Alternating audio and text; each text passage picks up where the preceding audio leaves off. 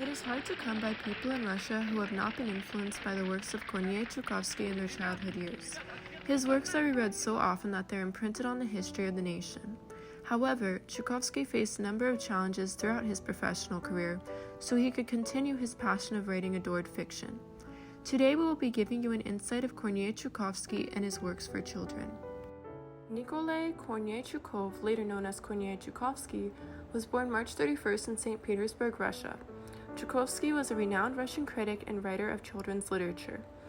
As a child, he began to escape into writing, the fantasies of battles between good and evil characters serving as a reflection of the conflicts raging within his mind. Due to his impoverished upbringing, Kornei studied on his own, and he would eventually teach himself English and French. He had to obtain his high school and university diplomas by correspondence, as in his early life he was expelled from school due to his low origin. Chukovsky began writing for the Odessa News as a freelance writer. Upon being hired as a journalist in 1901, Nikolai came up with what would be his famous pen name, Kornei Chukovsky.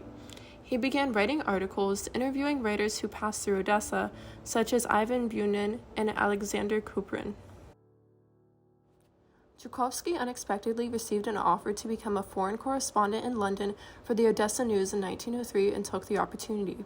Although he taught himself English, Chukovsky lacked the opportunity to practice the spoken language and had rather poor pronunciation and grammar.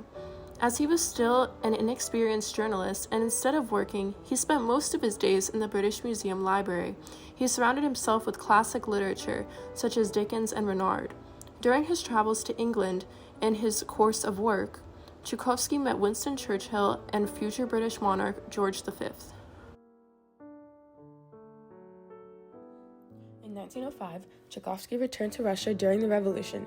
Very disturbed by the events, he began to publish the satirical magazine, Signal. The Russian Revolution of 1905 was a wave of mass political and social distress that spread throughout the Russian Empire. It paved the way for rising communism and played a pivotal role in convincing Tsar Nicholas II to attempt the transformation of the Russian government from an autocracy into a constitutional monarchy. This included worker strikes, peasant unrest, and military immunities. Tsar Nicholas II enacted constitutional reforms and in part established the State Duma, the multi-party system, and the Russian Constitution of 1906. As for Chukovsky, he gained recognition as a critic and translator and made connections with many famous poets and writers. When returning to London in 1916 as the representative of the journal Neva, he served as an observer of Britain's attitude to Russia. His works played a critical part in shaping British perception of Russian literature. His experience in London inspired his interest in mass culture, which became his defining attribute as a critic throughout his pre-revolutionary writings. From the 1920s onward, he was a cultural diplomat on behalf of Britain in the USSR and facilitated communication between Western writers and scholars and their Soviet counterparts.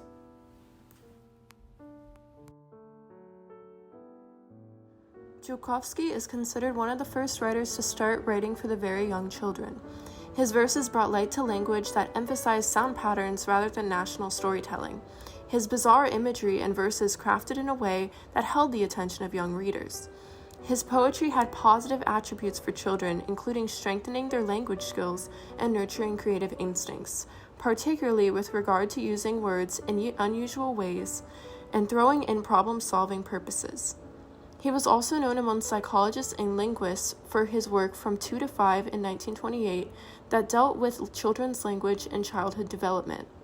Another factor that contributed to his success is him being a father himself, and some of his stories like Crocodile or Confusion and other poems were written for his children. But even with all the good within his writings, Chukovsky's work began to catch the eye of the Soviet authorities in a negative light. In the 1930s, the value of Chukovsky's verses was the source of a debate, with many critics dismissing its elaborate elements as gibberish that contained strange or surreal ideas. Chukovsky's children's stories came under scrutiny by Nadezhda Krupskaya, the wife of the USSR founder Vladimir Lenin. She mocked Chukovsky's nursery rhymes and claimed that his format and content did not fully correspond with the ideals of Soviet pedagogy. Chukovsky was deeply affected and subsequently could not write for a long time. While Chukovsky's works began to become targeted due to underlying backlash within its lines, a very notable work of his that caught the attention of authorities was The Giant Cockroach. This is because the Soviet government believed that the main character, the giant cockroach, alluded to Joseph Stalin. The tale depicts a giant red-headed cockroach who overtakes the animal kingdom, referencing Russia, and he intimidates everyone and takes over the power and attacks the smaller animals of the kingdom. In the end, the animals revolt against the cockroach, and he is eaten by a sparrow. While Chukovsky never validated if the cockroach was really depicting Stalin, it was implied. Chukovsky did not accept many things in Soviet society.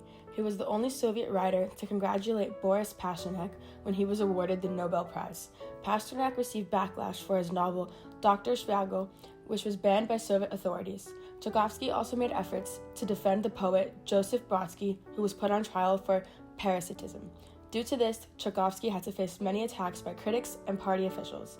He also kept in his archives manuscripts of writers whose work was suppressed during the Soviet era. Later in life, out of society's spotlight, Chukovsky worked on the retelling of the Bible for children. Due to his standing conflict with Russia's anti-religious ideology, it became difficult and things never fully went underway. His first print of the text, Tower of Babel, was destroyed by the authorities. From 1938 onward, Chukovsky spent more time in his writer's colony near Moscow. Chukovsky, a loved figure by many children, was also seen as a force of anti-government indoctrination. Chukovsky's lifelong studies in the field of theory of translation comprises a volume, The Art of Translation, on which he worked from 1919 until its publication in 1964. Rudyard Kipling's The Jungle Book and Just So stories went through hundreds of editions. His translations, both of Mark Twain's works, The Adventures of Tom Sawyer and The Prince and the Pauper, were bestsellers.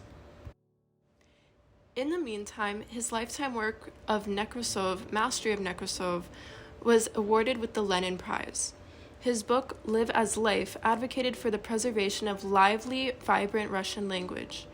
Given his reputation in the Soviet Union, Western literary scholars recognized Chukovsky's role in the wider British public's reception of Russian literature. In 1962, Chukovsky received an honorary doctorate in letters from Oxford University.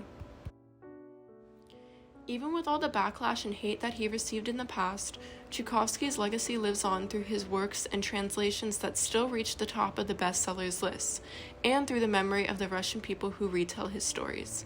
Thank you, and I hope you enjoyed our presentation.